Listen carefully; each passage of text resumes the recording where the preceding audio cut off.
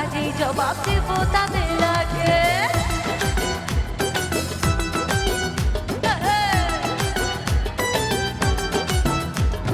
তোমার আমার উন্নতিতে কষ্ট যাদের লাগে, মুখের ওপর কাজেই জবাব দেব তাদের আগে।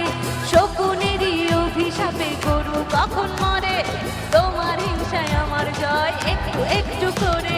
ভালোই করিস হিংসা তোরা, আমি বড়ই বেপরোয়া, ময়না নেই যে যা বলো করলে